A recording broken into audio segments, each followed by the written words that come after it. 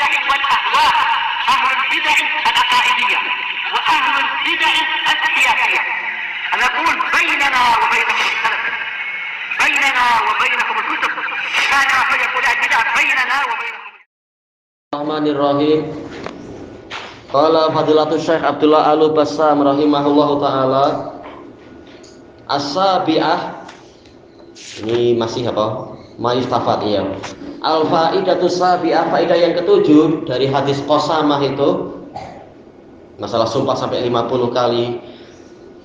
Annal yamin takunu fi janibil aqwa minal mutakhasimin, bahwasanya sumpah itu menjadi hak orang yang terkuat, sisi yang terkuat dari orang-orang yang pihak yang terkuat dari pihak-pihak yang bersengketa. Ini sebagaimana telah ana nukilkan dari Ibnul Qayyim rahimahullah, memang demikian. Karena dia sudah kuat, dia tak perlu mendatangkan bayinah, pihak yang kuat tak perlu mendatangkan bayinah, tapi cukup bersumpah. Sebagaimana hukum asal manusia adalah dia tidak berhutang. Kalau tahu-tahu ada orang mengatakan Anda berhutang, maka posisi kita kuat, hukum asal kita tak punya hutang sama siapa-siapa, cukup kita bersumpah.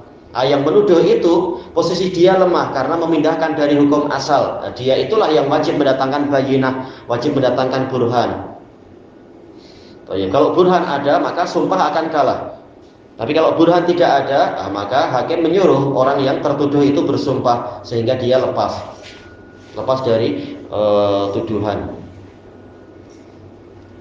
Kemudian Fafi dakwal qasamah, di dalam dakwaan yang polanya adalah qasamah, sumpah sampai 50 kali. Siapa yang pihak yang kuat ini? Dua-duanya sama-sama kuat karena bayinah tidak ada. Tetapi pihak penuduh juga agak kuat. Tidak sekuat apa, tapi ya agak kuat karena ada korinah-korinah itu, sehingga cukup dia bersumpah. Tapi karena ini masalah darah, sumpahnya memang keras karena tidak sampai ada bayinah, sumpahnya sampai 50 kali. Kedua-duanya sama-sama kuat. Tetapi tetap kekuatan penuduh itu lebih kuat kalau dia berani sumpah sampai 50 kali. Qala tawajjahatil aimanu ala auliya'il maqtuli awalan. Pertama kali tuntutan untuk bersumpah itu diberikan kepada wali orang yang terbunuh. Karena posisi dia agak kuat karena ada korinah-korinah yang telah kita lewati pembahasannya itu. Makanya walaupun dia tak punya bayinah, cukup dia bersumpah, tapi sumpahnya memang tidak main-main sampai 50 kali. Li'anna janibahum taqawwa, karena sisi mereka, sisi pihak penuduh itu menjadi kuat, taqawwa menjadi kuat. Bil qara'inid dallati ala sihhati dakwahum, dengan korinah-korinah yang menunjukkan benarnya dakwaan mereka. Fi qatli sahibihim, tentang terbunuhnya teman mereka. Ya bilang wallahi, tidak harus tunjuk jari, tidak harus pegang Quran, tapi bilang wallah di hadapan hakim. Sebanyak 50 kali. Yang lain mengatakan kalau ada waliul maqtul sampai 50 orang boleh satu-satu bersumpah. Tapi jelas dohir dari hadis itu sumpahnya sampai 50 kali, bukan 50 orang. Hadis yang telah kita lewati. Walaupun riwayat-riwayat yang lain menunjukkan boleh 50 orang masing-masing bersumpah satu-satu. Dikatakan di sini wal qara'in idza qawiyat, qarinah-qarinah jika dia kuat, walaupun tidak mencapai seperti bayinah yang lain-lain yang persaksian orang, fa innaha minal bayanatil wadhihah, maka dia termasuk dari penjelasan yang terang. Ya, bahkan Ibnul Qayyim, bahkan sebelum beliau juga Syekhul Islam mengatakan qarinah juga bayinah apabila dia kuat, dan apabila tidak ada yang lebih kuat dari dia bayinah juga. Baik. Sebagaimana Nabi menjadikan qarinah posisinya seperti bayinah dalam cerita apa itu Nabi Sulaiman itu. Tatkala ada dua wanita yang saling berebut tentang anak, maka Nabi Sulaiman mencari bayinah dengan cara melihat siapa yang rahmatnya lebih kuat. Orang perempuan pertama mengatakan tak apa, dibagi dua. Kalau dia ibu yang asli, tak mungkin dia rela mengatakan itu. Tapi sementara Si wanita yang kedua mengatakan, ya rahmukallah, jangan bunuh dia. Tak apa, dia anak wanita itu. Nah, ini ibu yang asli, tak akan rela untuk anak itu dibelah dua dengan alasan keadilan. Lalu dapat apa kalau cuma dapat setengah? Untuk apa juga dapat anak cuma setengah, mati juga. Nah, orang yang betul-betul ibu yang asli, dia akan rela biar anak itu diasuh orang lain, yang penting dia tetap hidup, nyawanya selamat. Nah, itu dijadikan oleh Nabi Sulaiman sebagai bayinah. Walaupun ini qarinah, tapi itu qarinah yang kuat, jadi bayinah dia. Dan juga beberapa dalil yang banyak sekali disebutkan Ibnul Qayyim dalam kitab beliau At-Turuqul Hukmiyah, qarinah-qarinah yang menjadi bayinah tatkala dia menguat, atau tatkala tidak ada yang lebih bayinah yang lain yang lebih kuat dari dia yang menentangnya, maka dia berubah jadi bayinah. Iya, tes DNA ya, itu jelas bayinah yang kuat sekali. Selama tidak ada yang lebih kuat dari dia. Iya. Karena apa? Di dalam syariat keserupaan sifat itu juga bayinah. Sebagaimana dalam hadis li'an yang telah kita lewati, yang mana Nabi mengatakan, perhatikan bayi itu, kalau lahir begini-begini berarti memang anak orang itu. Menunjukkan sifat itu memang menjadi bayinah. Selama tidak ada yang membatalkan itu, membatalkan dengan bayinah yang lebih kuat. Yang susah untuk kucing, kita tak punya bayinah karena kadang bawa gen dari bapak yang banyak anak kucing itu. Ya sudah, memang bapaknya banyak kucing. Kemudian disebutkan di sini fa inna kalu anil aiman, ya. Apabila mereka tidak berani bersumpah, ini dohirnya pihak yang mana ini? Masih pihak yang pertama, si penuntut. Dalanukuluhum ala quwwati janibil mudda'a alaihim. Maka tidak beraninya mereka bersumpah, penuntut tidak berani bersumpah, sumpah 50 kali tadi itu, ini menunjukkan kuatnya sisi si tertuduh. Yaitu kembali ke hukum asal. Hukum asalnya bukan dia kok, kami pun tak tahu siapa sebenarnya. Ya, misalkan si penuduhnya bilang kami pun tak tahu, berarti orang yang tertuduh sisinya masih kuat. Karena si penuduh tak berani terang-terangan mengatakan, iya memang engkau lah pembunuhnya. Berarti dia masih memiliki hukum asal. Hukum asal orang tidak membunuh orang lain. Fayahlifun, maka yang tertuduh cukup menguatkan sisi dia dengan bersumpah. Sebagaimana hukum asal. Apa itu? Wal yaminu ala man angkar, atau wal yaminu ala al mudda'a alaih. Dua riwayat. Yang bersumpah, sumpah itu dibebankan kepada orang yang mengingkari tuduhan. Dalam riwayat yang lain, riwayat Bukhari, sumpah itu diwajibkan, dibebankan kepada yang tertuduh. Fayahlifuna wa yubarri'una minat tuhmah wa yabra'una minat tuhmah. Maka kemudian mereka bersumpah dan mereka bebas dari tuduhan. As-saminah, faedah yang ke-8, istihbabu taqdimil akbari sinna. Disunnahkan mendahulukan orang yang lebih tua umurnya fil umur, dalam urusan-urusan. Telah kita lewati, mendahulukan bukan berarti hanya dia yang berhak bicara, tapi berhak bicara lebih dahulu. Lebih dahulu, bukan yang lain wajib bungkam, bukan. Tapi dia yang lebih dahulu bicara. Lihat yang lain, kemudian juga ditanya, kemudian dilihat siapa yang terkuat hujahnya. Jadi yang menang bukan yang tua, bukan yang muda, tetapi yang menang adalah yang hujahnya lebih kuat. Itulah yang betul, bukan fanatik pada usia. Lima lahu min syarafis sin, ya dia lebih didahulukan dalam pembicaraan, bukan dalam hukum, karena dia memiliki yaitu kemuliaan usia. Baik. Di dalam hadis yang ana isyaratkan tadi, hadis Abi Hurairah itu, hadis muttafaqun alaih tentang cerita Nabi Sulaiman. Kenapa Nabi Daud itu memberikan hukum, memenangkan hukum yang lebih tua?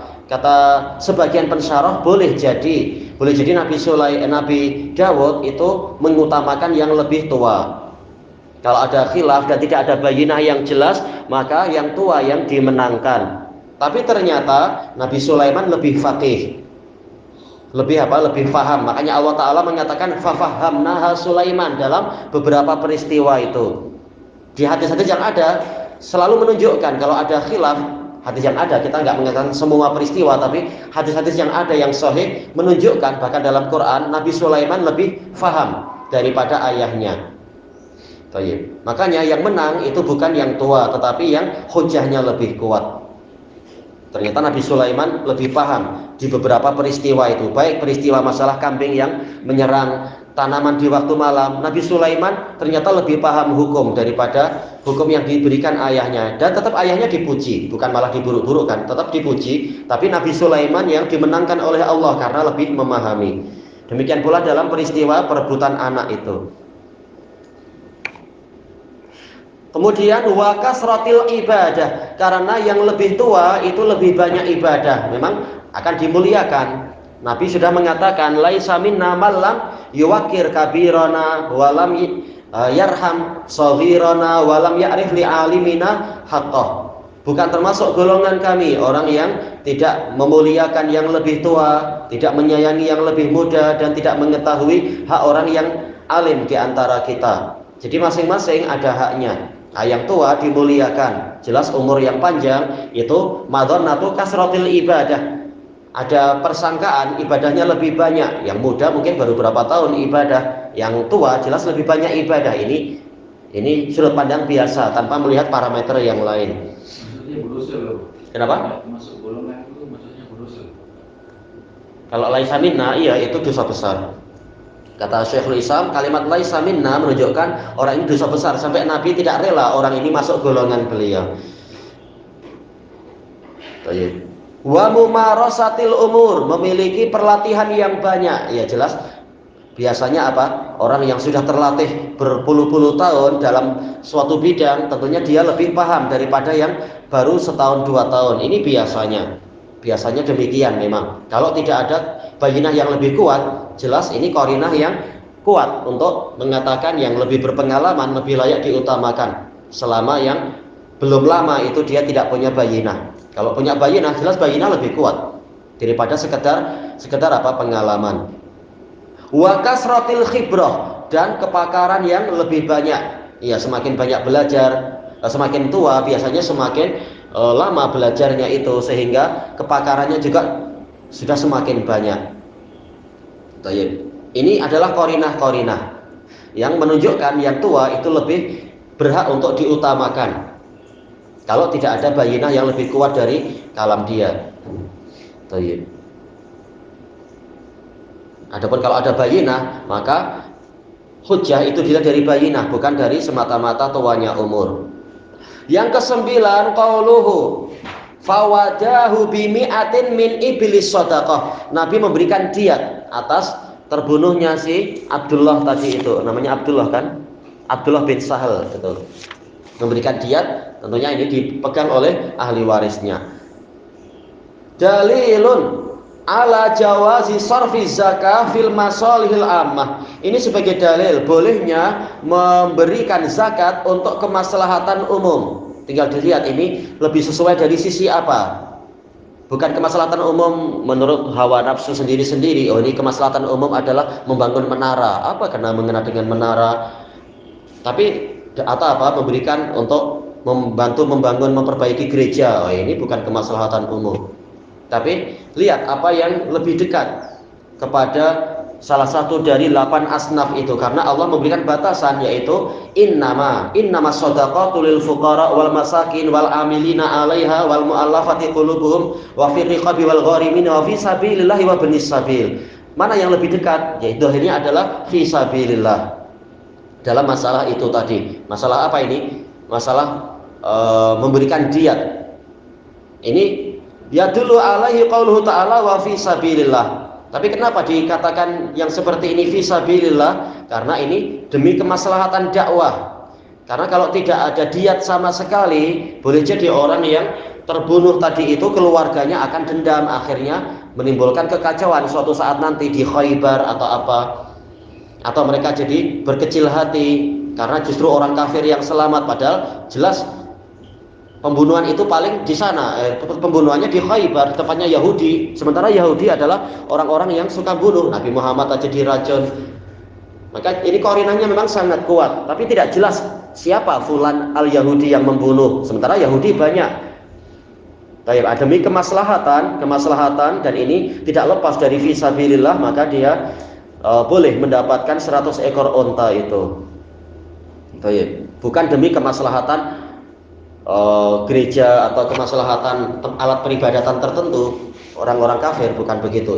Itu jelas bukan fisabilillah, itu fisabilit tauhid kalau untuk membantu memakmurkan peribadatan orang kafir. Fa sabilullah kullu maslahatin ammah. Maka yang namanya sabilullah adalah semua kemaslahatan yang umum.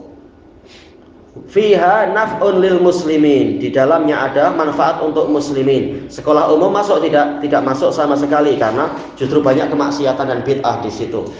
Tidak layak untuk dibantu dengan zakat. Zakat itu untuk menolong agama Allah, bukan malah untuk menolong dunia, apalagi dunia yang banyak maksiatnya itu. Ini sangat keliru kalau justru anak sekolah yang dapat, sekolah-sekolah umum. Sementara apa? Yang fisabilillah mengorbankan dirinya untuk menolong sunnah Nabi malah tidak diberi zakat. Ini pengkhianatan sebenarnya. Ilahuna wallahu a'lam. Subhanakallahumma wa bihamdika la ilaha illa anta astaghfiruka wa atubu ilaik. Alhamdulillahirabbil alamin. Jazakumullahu khairan.